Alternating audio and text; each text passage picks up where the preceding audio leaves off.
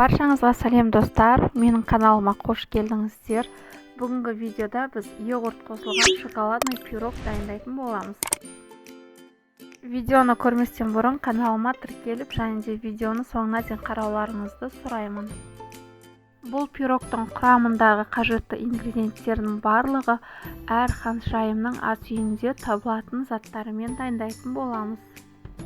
Пирогымызға біз ең алдымен 2 жұмыртқаның өзін шамамен 2 минуттай миксерлейтін боламыз. Содан кейін соның үстіне қантымызды салып, массамыз толығымен ағарып, және де 2 есеге ұлғайғанша шамамен 4-5 минут миксерлеп алатын боламыз.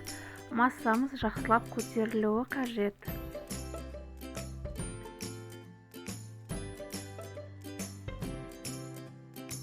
Енді біз осы жұмыртқалы массаның үстіне өзіміздің йогуртымызды қосатын боламыз. Сіздер өз қалауларыңызша, әрине мен биос қолданатын болам. Ал сіздер йогурт қолдансаңыздар болады. Және де бұл жерде йогурттың биостың ешқандай да тоңазытқыштан болмаса бөлме температурасында болғаны маңызды емес. Йогуртымызды құйып, бір араластырып болғаннан кейін үстіне ұнымызды, қопсытқышымызды және де какаомызды елегіштен өткізіп, 2 бөлікке бөле отырып, массаны басып алмай, жай ғана силиконды күрекшемен араластырып алатын боламыз.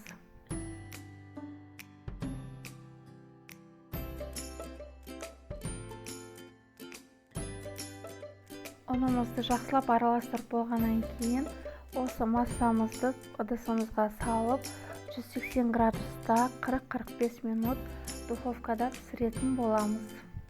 Менде пирогымның диаметрі 22, және де мен онда силиконды ыдыста пісіретін боламын. Ал сіздер кальцуда пісірсеңіздер болады, немесе темір ыдыста, болмаса әйнек ыдыстарда пісірсеңіздер болады. Егер де әйнек ыдыста пісіретіндей болсаңыздар, онда сіздер астына кішкене сармай жағып жіберулеріңізге болады. Осымен біздің йогурт қосылған пирогымыз дайын. Дәмі өте ерекше, дәмді, себебі ішінде йогурты бар. Дәмі де өте тіл үйіреді. Дайындап көруге кеңес беремін. Видеоның соңына дейін қарағандарыңызға көп рахмет. Баршаңызға ас болсын.